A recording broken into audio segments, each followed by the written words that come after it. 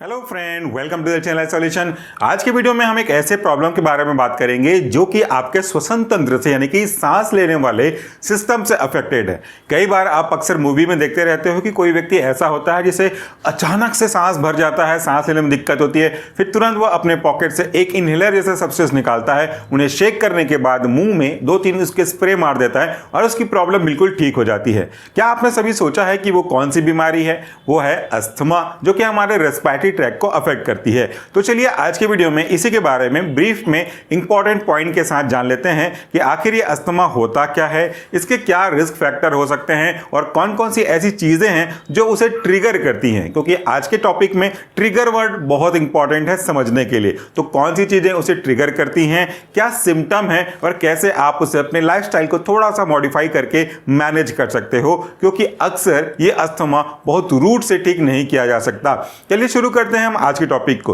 Asthma क्या है? Asthma respiratory tract का एक डिसऑर्डर है। ये कोई बीमारी नहीं है। बीमारी कहने का मतलब किसी माइक्रो ऑर्गेनिज्म से द्वारा जनरेट किया गया बीमारी नहीं है, बल्कि ये एक डिसऑर्डर है जिसमें हमारे बॉडी का कोई सिस्टम कह सकते हैं ओवर एक्टिव हो जाता है, ओवर रिस्पॉन्सिव हो जाता है कुछ सब्सटेंस के रेस्पेक्ट में। जैसे अगर आप ये बात करें एग्जाम्पल के लिए, तो मान लेते हैं कि क्लास में मेरे कई बच्चे हैं। वैसे क्लास में 60 बच्चे अप्रोक्सली होते हैं।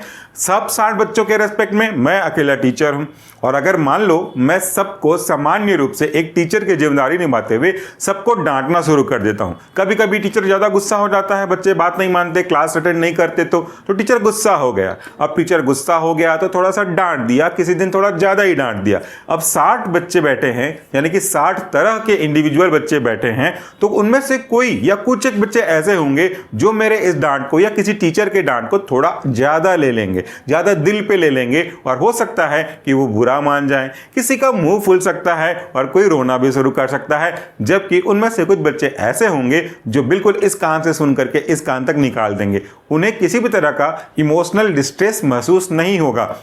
तो यहाँ पे ऐसे बच्चे जो मेरी बातों को सीरियसली नहीं लेंगे, डांट को सीरियसली नहीं लेंगे, वो लोग बाकी बच्चों को क्या बोलेंगे? अरे यार, ओवर रिस्पॉन्सिव क्यों होता है, ओवर रिएक्ट मत कर, आराम से रहने दे, कोई दिक्कत नहीं, चिल मारो। तो यहाँ पे ओवर रिएक्टिव वो बच्चे हैं ना, ओवर रिएक्टिव है मतलब इमोशनल है, सेंसिटिव है, ज्यादा अच्छा वर्ड होगा कि सेंसिटिव है। बिल्कुल ऐसा ही होता है हम में से कई लोगों के साथ में। हम में से कई लोग धूल में निकलते हैं, फूलों के पराग कणों के कांटेक्ट में आते हैं, डस्ट के कांटेक्ट में आते हैं, लेकिन हमें कोई बहुत ज्यादा प्रॉब्लम नहीं होती। कुछ एक आपके बीच में ऐसे व्यक्ति होंगे जो थोड़ा सा धूल में निकल गए तो लगातार चीखने खांसने लग जाते हैं। कोई फूलों के परागकण आ गए, किसी जानवरों के फर आ गए, बाल आ गए, तो उनको रिएक्शन देखने को मिलता है, खुजली होने को मिलती है, आंख लाल हो जाता है, नाक से पानी टप टप टपकने लग जाता है, या फिर बार बार लगातार छींकें आने लग जाती हैं। तो ये आपके बॉडी का वैसे तो डिफेंसिव सिस्टम का ही एक एग्जाम्पल है। इम्यून सिस्टम वहां पर रिएक्ट कर रहा है, और रिएक्ट नहीं कर रहा है, हाइपर रिएक्ट कर रहा है, ओवर रिएक्ट कर रहा है। तो इसी कारण से ऐसी सभी बीमारियों को हम कॉन्सेप्ट को क्लियर करने के हिसाब से हाइपर सेंसिटिविटी कहते हैं। सेंसिटिविटी तो है, लेकिन दूसरों की तुलना में ज्यादा सेंसिटिविटी है, इसलिए हाइपर वर्ड को हम उसमें अटैच कर देते हैं और यह बन जाता है आपका हाइपर सेंसिटिविटी। अस्थमा भी इन्हीं में से एक है। चलिए शुरू करते हैं कुछ पॉइंट्स को समझना, और जहां पे लगेगा कि आपको और एक्सप्लेन करने की आवश्यकता है, मैं डेफिनेटली वहां पे और एक्सप्लेन करना शुरू कर दूंगा। तो ये एक पेज का इमेज मैंने ड्रॉ करवाया प्रॉम्प्ट देख करके, asthma why it happens, asthma ये क्यों होता है। हम बात करेंगे understanding the causes of asthma, mechanism of asthma, और सबसे जरूरी जो मैंने आपको शुरू में ही कहा था, कौन कौन से ट्रिगरिंग फैक्टर हैं उनके बारे में। तो सबसे पहले मैं एक्सप्लेन कर ही देता हूं कि what is the meaning of triggering factors. Trigger बोलते हैं, जैसे कई लोग, आपने मूवी में एक किक मूवी आई थी सलमान खान की, तो किक कई लोग इसे ट्रिगर कहते हैं कि कोई अगर इस तरह से बात करे तो वो मेरे गुस्से को ट्रिगर कर देता है, कोई अगर मुझे झूठ बोले तो वो मेरे गुस्से को ट्रिगर कर देता है। ट्रिगर मतलब वो पॉइंट होता है जो उसके बारे में, जिसके बारे में आप बात कर रहे हो, उसको इनिशिएट कर देता है। एक मूवी थी, मैं उसका नाम भूल रहा हूं शायद, उसमें वहां पे अजय देवगन को कोई अगर उंगली दिखा देता था तो उसका गुस्सा ट्रिगर हो जाता और वो उसे तोड़ देता था। तो वो ट्रिगर पॉइंट है। वैसे ही अस्थमा के व्यक्ति को दिन रात सुबह शाम छींक छींक छींक छींक ऐसा नहीं आता, वो भी नॉर्मल ऐसा कभी कभी कर सकता है, नॉर्मल व्यक्ति की तरह मोस्टली रहता है, बट जब कभी भी उनको ये ट्रिगर वाले एजेंट दिख जाते हैं या उनके बॉडी में एंटर कर जाते हैं तो फिर उनको अस्थमा का जो सिम्टोमेटिक रिस्पॉन्स है वो देखने को मिल जाता है। तो ऐसा कह सकते हैं कि नॉर्मल से अस्थमा वाले पेशेंट का अस्थमा शुरू कर देने वाले उन एजेंट को हम ट्रिगरिंग फैक्टर्स कहते हैं। तो सबसे पहले देखिए कॉमन ट्रिगर कौन कौन से हैं, क्योंकि यही तो ऐसे फैक्टर्स हैं जो किसी भी व्यक्ति में अस्थमा को शुरुआत कर सकते हैं। यहां पे मैं एक चीज क्लियर कर दूं, शुरुआत करने का मतलब कॉज नहीं है, ये ऑलरेडी जिनके में अस्थमा की प्रॉब्लम है, जो ऑलरेडी हाइपर सेंसिटिविटी वाले पर्सन है, उनके इनिशिएटिव पॉइंट हैं, ये इनिशिएट कर सकते हैं। जैसे पहला डस्ट, हाउस डस्ट या माइट्स हो सकते हैं। सबसे कॉमन अगर आप बात करो तो डस्ट है, फिर हाउस डस्ट या माइट्स है। ठीक है, मैंने देखा है कुछ लोगों को कि वहां पे उनकी आदत होती है कि जिस जगह पे वो जा रहे हैं अगर धूल जैसे चांसेस हैं, इवन वो प्रिकॉशनरी क्या करते हैं, हमेशा most of the cases mask पहने रहते हैं। वो एक अच्छी बात भी है, लेकिन उनके लिए मजबूरी भी है। आई एम सॉरी ये वर्ड यूज कर रहा हूं, हमारे लिए एक अच्छी आदत हो सकती है, लेकिन उन बेचारों के लिए थोड़ी मजबूरी होती है, क्योंकि डस्ट चाहे वो रोड में उड़ने वाले डस्ट हो या किसी जगह पे वो काम कर रहे हैं वहां डस्टिंग से निकलने वाला डस्ट हो, हाउस होल्ड डस्ट हो या कोई आसपास जो माइट्स वगैरह होते हैं उनके आ जाने या उनको महसूस करने के अंदर जाने की वजह से ये उनका जो अस्थमेटिक अटैक है वो ट्रिगर हो जाता है। दूसरा पॉलन या सीजनल चेंजेस। पॉलन का एग्जाम्पल आज के न्यूज़पेपर में दिया हुआ है। जब मैं ये वीडियो बना रहा था तो आज ही के पेपर में ये दिया हुआ है न्यूज़पेपर में कि गवर्नमेंट ऑफ इंडिया के इंस्ट्रक्शन के अकॉर्डिंगली हमारी जो स्टेट गवर्नमेंट है वो रोड के बीच बीच में जो डिवाइडर होता है ना उसके ऊपर प्लांट्स लगाए गए हैं। उस प्लांट्स का नाम मैं भूल रहा हूँ। उस प्लांट्स के जो परागकण हैं वो काफ़ी ज़्यादा एलर्जिक रिस्पॉन्स कॉज कराते हैं। ये फॉरेन प्लांट्स हैं और साथ ही साथ वो क्या करते हैं, बहुत ज़्यादा पानी कंज्यूम करते हैं। अगर आपको ये नाम याद आ रहा है प्लांट का तो कमेंट कर दीजिएगा। तो उनको हटा करके उनकी जगह जो अपने कंट्री प्लांट हैं, देसी प्लांट हैं, उनको लगाने की बात की जा रही है, क्योंकि वो अस्थमा के रोगियों के लिए, दमा जिसको हम लोग बोलते हैं, अस्थमा का हिंदी नाम दमा होता है, उन रोगियों के लिए परेशानी का कारण बन सकता है। इसलिए ये जो है वो ट्रिगरिंग फैक्टर है, उनको चेंज करना है। उसके बाद ये जो सीजनल चेंजेस हैं वो भी एक इंपॉर्टेंट ट्रिगर का काम करता है। सीजनल चेंज को तो आप और मैं भी फेस करते हैं। अभी अगर गर्मी है, गर्मी के बाद अगर बरसात हो रहा है तो कुछ लोगों की तबीयत खराब होगी, बरसात के बाद अगर सर्दी आ रहा है तो कुछ लोगों की तबीयत खराब होगी। तो जो ट्रांजिशन फेज है ना वो मोस्ट ऑफ द केसेस हम में से सभी को परेशान करता है सर्दी खांसी के केस में। तो सोचिए हम तो नॉर्मल व्यक्ति हैं, हाइपर सेंसिटिव वाले पर्सन नहीं है, तो हमें ये परेशान करता है। तो जिनको अस्थमा की प्रॉब्लम होगी उनके में ये परेशानी थोड़ी सी और बढ़ जाती होगी। तो ये आपके कॉमन ट्रिगर फैक्टर हैं। उसके बाद पेट के डैंडर्स हैं जिनमें स्किन, फ्लैक्स या हेयर्स वगैरह आ जाते हैं। तो जिनके घर में पालतू जानवर हैं वो इस बात का सबूत है कि उनमें से किसी भी घर के लोगों को अस्थमा का अटैक नहीं आ सकता। क्यों नहीं आ सकता? अभी सोच रहे हो कि सर यहाँ पे तो लिखा है पेट का डैंडर, स्किन या अस्थमा के ट्रिगर फैक्ट हैं, फिर आप ये कैसे बोल रहे हो कि जिन लोगों के घर में पालतू एनिमल्स हैं उनको अस्थमा का अटैक नहीं आ सकता? लॉजिकली मैं ये बोल रहा हूं क्योंकि अगर उनको अस्थमा का अटैक आ सकता या अगर उनको अस्थमा की प्रॉब्लम है तो वो कभी भी भूल करके भी इस तरह के एनिमल को अपने घर में रखेंगे ही नहीं। वो रखे हैं इसका मतलब है कि उनको नहीं है, इस सेंस में मैं कह रहा था। सो मान लीजिए कि आप किसी के घर जा रहे हैं और आपको अस्थमा की प्रॉब्लम है या एक्स नाम का व्यक्ति उसको अस्थमा की प्रॉब्लम है, तो उनके घर जाने में थोड़ा सावधानी बरतिए, मास्क लगाइए क्योंकि वो बहुत आसानी से उड़ सकते हैं, आपके कपड़ों में चिपक सकते हैं, फिर वो आपको इरिटेट कर सकते हैं और फिर अस्थमा का ट्रिगर चालू हो जाएगा और ऐसी वाली प्रॉब्लम उनको आने लगेगी। उसके बाद अगला जो ट्रिगरिंग फैक्टर है, वैसे तो सबके लिए प्रॉब्लमेटिक कंडीशन है, उनमें से अगला है आपका एयर पॉल्यूशन, स्मोक और स्ट्रॉन्ग ऑर्डर। इस पे मैं थोड़ा सा अंडरलाइन करना चाहूंगा, स्ट्रॉन्ग ऑर्डर पे।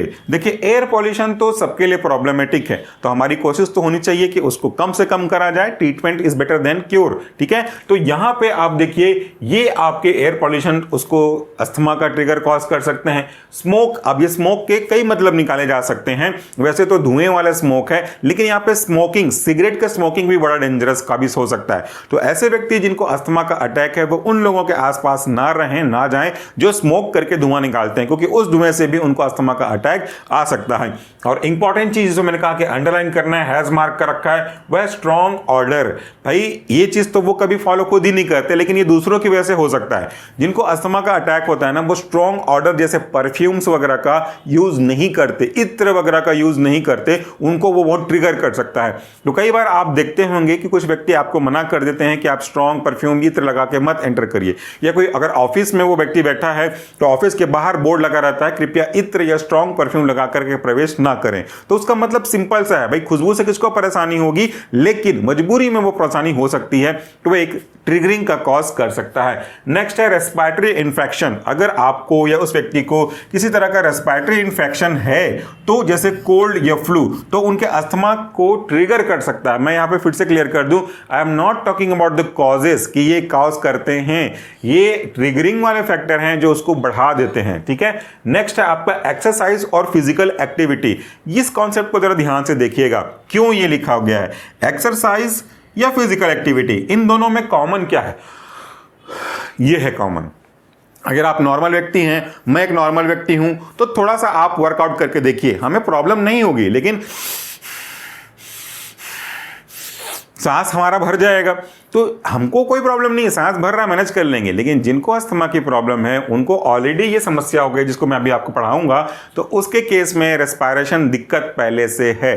अब ये होगा तो और दिक्कत है। मतलब कहते हैं ना, गरीबी में आटा गीले वाला प्रॉब्लम, सिर मुड़ाते ही ओले पड़े मुहावरे। इसका मतलब ये, इससे सांस की दर बढ़ेगी और सांस लेने में उनको पहले से ही प्रॉब्लम है, ऐसे ही तकलीफ से सांस ले रहे हैं, इनके कारण से एक्सरसाइज या फिजिकल वर्कआउट की वजह से सांस लेना और बढ़ेगा और तकलीफ उनके लिए बढ़ जाएगी।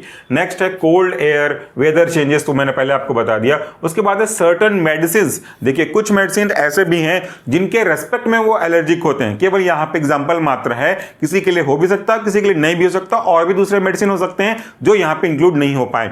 लेकिन कॉमनली कुछ मेडिसिन ऐसे होते हैं जैसे एस्प्रिन, NSAID, कुछ लोगों में ये एलर्जिक रिस्पॉन्स कॉज कर सकते हैं। एस्प्रिन का कई जगह यूज होता है, वो हल्का सा पेन को कम करने के लिए भी यूज किया जाता है, जैसे सेरिडोन टेबलेट में एस्प्रिन होगा। सर दर्द को कम करने के लिए भी यूज किया जाता है, जो हार्ट के पेशेंट होते हैं ब्लड को पतला करने के लिए भी यूज किया जाता है। NSAID पेन किलर का काम करता है, एंटी इन्फ्लेमेटरी ड्रग का काम करता है, एंटीबायोटिक का काम करता है। तो ये तो कॉमन मेडिसिन है जो यूजुअली यूज होते रहते हैं, ऑलमोस्ट OTC के अंदर आ जाते हैं। उसके बाद स्ट्रेस, स्ट्रॉन्ग इमोशन या सर्टन फूड भी कॉज कर सकते हैं। यहां पे एक चीज देखिए, स्ट्रेस और इमोशन ये दोनों भी एक रिस्क फैक्टर का काम करते हैं, ट्रिगरिंग फैक्टर का काम करते हैं। मूवीज वगैरह में भी देखा होगा, अगर वो स्ट्रेस हो जाते हैं तो उसके अटैक आने के चांसेस ज्यादा होते हैं। अब सोचोगे इसका क्या कारण है? इन दोनों का कारण है सिंपैथेटिक सिस्टम। सिंपैथेटिक सिस्टम के बारे में हमने डिटेल से बात किया हुआ है। तो ये दोनों स्ट्रेस और इमोशन कंडीशन सिंपैथेटिक सिस्टम को ट्रिगर कर देते हैं, जिससे अस्थमा का प्रॉब्लम जो है वो ट्रिगर आउट हो जाता है। So who can get asthma? अगला पॉइंट है, किसे अस्थमा हो सकता है? वैसे तो किसी को भी हो सकता है, लेकिन पॉसिबिलिटी किसकी है? Asthma can develop at any as, किसी भी एज में हो सकता है, but in most commonly start in childhood. But ज्यादातर अगर आप बात करेंगे तो ये चाइल्डहुड में बच्चों में देखने को मिलता है, क्योंकि उनका इम्यून सिस्टम अभी शुरू में डेवलप हो रहा होता है, और किसी केस में किसी डिजीज की वजह से, जेनेटिक रीजन की वजह से ओवर एक्सप्रेस काम कर जाता है। तो ये वाला पहला पॉइंट हो गया। अब हाउ अस्थमा हैपेंस, इसका प्रोसेस देखिए, ये बड़ा इंटरेस्टिंग पॉइंट है। इससे पहले कि मैं आपको इस डायग्राम के बारे में एक्सप्लेन करूं, एक छोटा सा एग्जांपल देना चाहूंगा।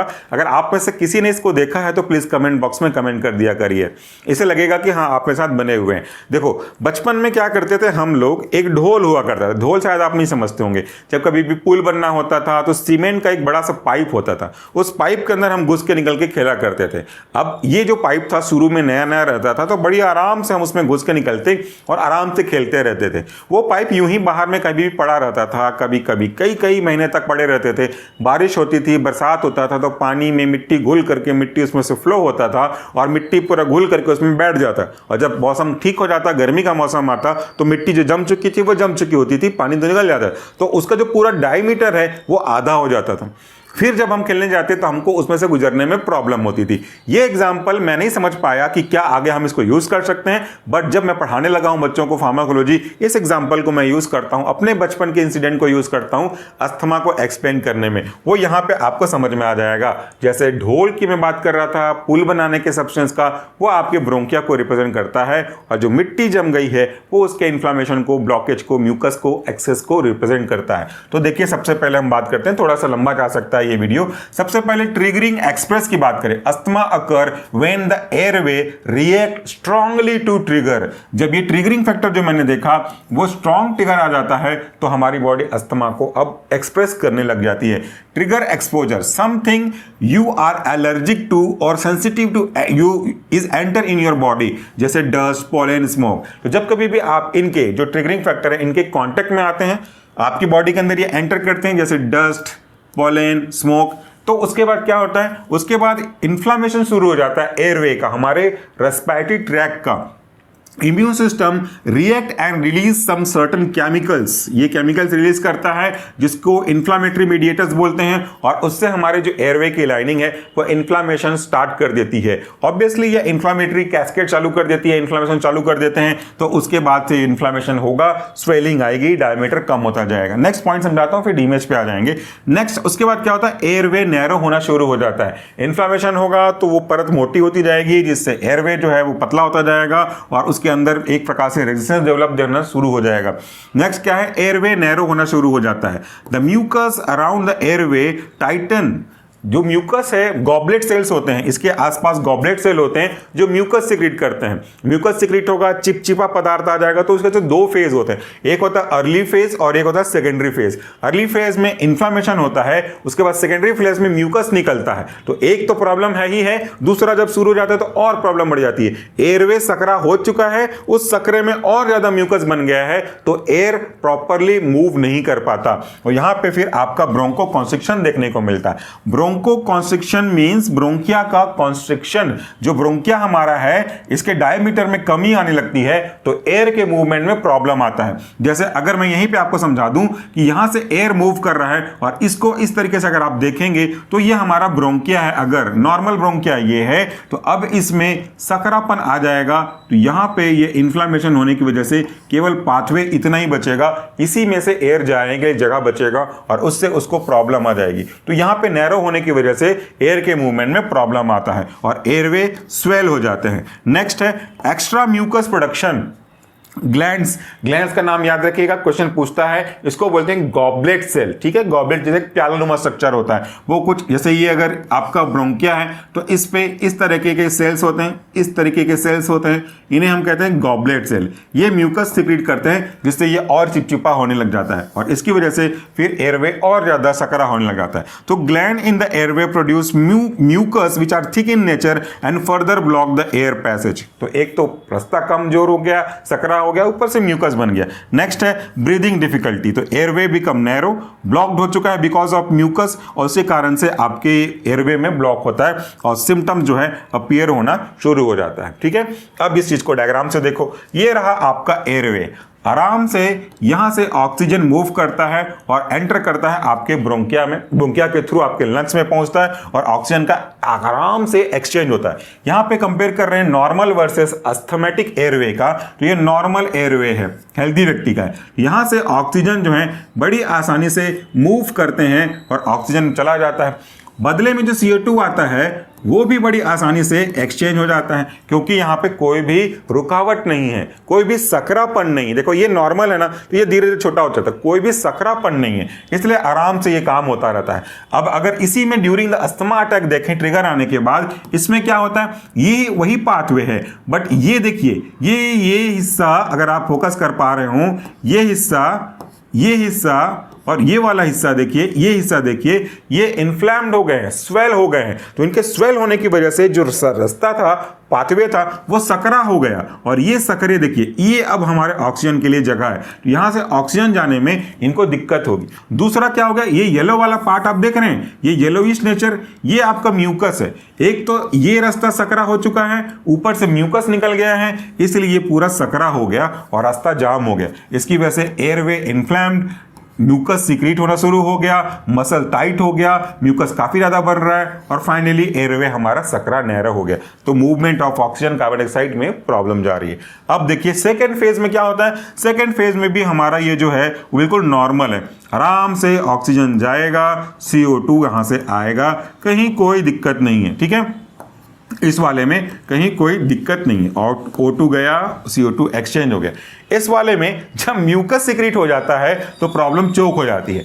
अब क्या करोगे, आप यूज करोगे इनहेलर जो बहुत इमीडिएटली काम करता है, सॉल्ब्यूटामॉल वगैरह होते हैं, ऐसे करके फट से स्प्रे मार देने से तुरंत इमीडिएटली रिस्पांस आ जाता है। तो रिस्पांस आने के बाद देखिए ये जो प्रॉब्लम था वो ठीक हो गया। तो हमारे एंटीएस्थेटिक ड्रग ने ये काम किया। इसके कारण से क्या हुआ, inflammation reduce, muscles relax, mucus का प्रोडक्शन कम हो गया और आपका एयरवे वाइड इनफ ओपन हो गया एयर के मूवमेंट के लिए। ठीक है, तो यहाँ पे asthma is not caused by weak lungs. ऐसा नहीं है कि जिसके लंग्स वीक्स होते हैं उनको अस्थमा होता है, बल्कि it is caused by sensitive and inflamed airway that over react to the certain triggers. Over sensitive जिसको बोलते हैं उनकी वजह से होता है। फिर हम बात करते हैं व्हाट इज अस्थमा। वो तो मैं आपको शुरू में समझा दिया, एक क्रोनिक प्रॉब्लम है, लॉन्ग टर्म क्रोनिक प्रॉब्लम है कि आज अगर किसी को नहीं है तो कल शुरू हो जाए, ऐसा नहीं। इट टेक टाइम्स, होने में भी समय लगता है और ठीक होने में भी समय लगता है, और mostly as per my knowledge, maybe I am wrong, पूरी तरह से जड़ से ठीक नहीं होता है, इसको मेंटेन करके रखना पड़ता है।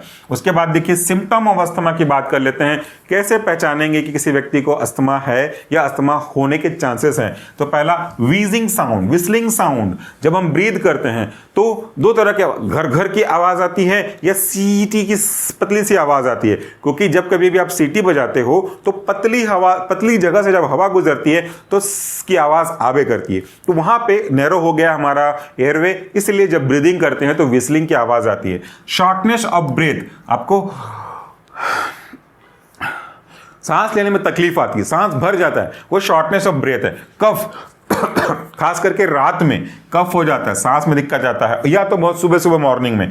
चेस्ट टाइटनेस, आपको लगेगा कि बहुत ज्यादा टाइट लग रहा है, सांस नहीं ले पा रहा हूं, किसी ने कुछ भारी चीजें, पत्थर या ईंटें रख दिए हैं, ऐसा फीलिंग आपको आने लगेगा। Difficulty in doing daily activities, obviously ऐसा होता रहेगा बार बार, तो आपको सांस लेने में तकलीफ जाएगी, दिन की रूटीन दिनचर्या प्रभावित होगी। ठीक है, अब देखिए रिस्क फैक्टर क्या क्या है। These are the risk factor. पहले देखा था मैंने ट्रिगरिंग फैक्टर। अगर किसी व्यक्ति को अस्थमा है या हो सकता है तो उसके लिए ये चीजें और खतरनाक हो सकती हैं, तो उनको इनसे बचना चाहिए, इनसे दूर रहना चाहिए। सबसे पहला फैमिली हिस्ट्री, इसमें आप कुछ नहीं कर सकते। फैमिली हिस्ट्री है तो वो हो सकता ही है, लेकिन उससे बचने का तरीका आपको ढूंढना पड़ेगा। उसके बाद है एलर्जीज, जिन चीजों से आपको एलर्जी है उनसे तो बिल्कुल दूर रहिए। कई चीजों को कई से अलग एलर्जी हो सकती है, साइनसाइटिस, एकेजमा, फूड एलर्जी। जिनको लैक्टोज से भी एलर्जी है उनसे दूर रहें। किसी पर्टिकुलर फल फूल से एलर्जी है उनको मत यूज करिए। किसी जगह से एलर्जी है, डस्ट जहां हो सकता है वहां मत जाइए, तो आप बच सकते हैं।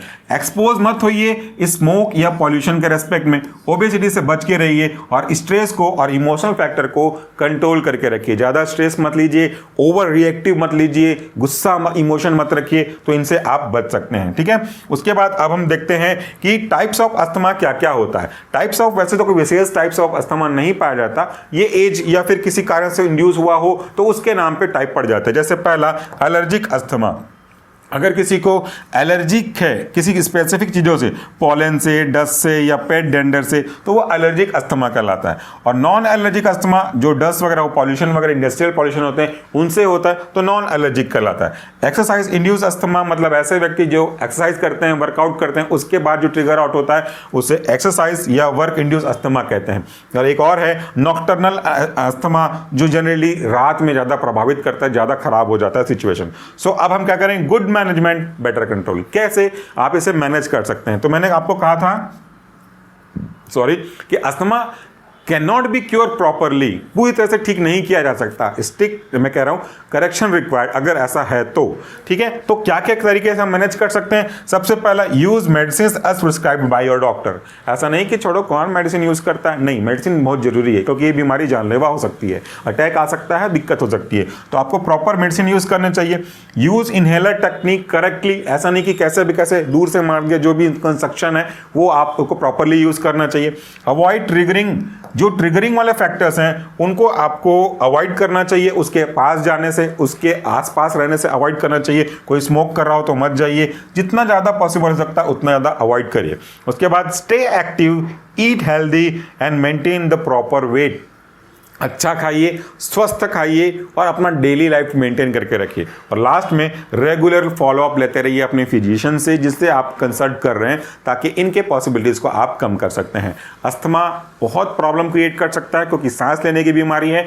आप बिना खाए पिए काफ़ी दिन रह सकते हैं, पर बिना सांस लिए मुश्किल से 2 मिनट भी रहना पॉसिबल नहीं होता कईयों के लिए। तो यहाँ पे आपको विशेष ध्यान रखना पड़ेगा। सबसे ज़रूरी है सेफ्टी, इनसे दूर रहें और इन सिम्टम को नज़रअंदाज मत करें। फिर इन ट्रिगरिंग फैक्टर्स को, जो कॉमन ट्रिगरिंग फैक्टर्स हैं, इनके आसपास ना जाएं। आज के वीडियो के लिए इतना ही। आई होप कि आपको कॉन्सेप्ट क्लियर हुआ होगा। इसके पूरे लेक्चर हमारे पास ऑलरेडी अवेलेबल है। आप चाहें तो पूरा classification, drug use in treatment of asthma, पूरा सीरीज है रखा है हमारे पास। है कि वो फार्मेसी वाले बच्चों के लिए, लेकिन मेडिकल वाले भी देखते हैं उसको। जनरल पब्लिक भी अगर देखेंगे ना तो आराम से समझ जाएंगे। इतना तो मुझे कॉन्फिडेंस है अपने लेक्चर पे। आप एक बार चेक कीजिए, फीडबैक जरूर दे दीजिए। हमारी मेहनत के लिए वही बहुत इंपॉर्टेंट होता है। आपका एक लाइक, आपका एक कमेंट हमारे लिए काफ़ी फ्रूटफुल है। अगर शेयर कर देते हैं तो समझ लीजिए ये हमारे लिए तो दिन बना देने वाला काम है। Thank you and you take care of yourself.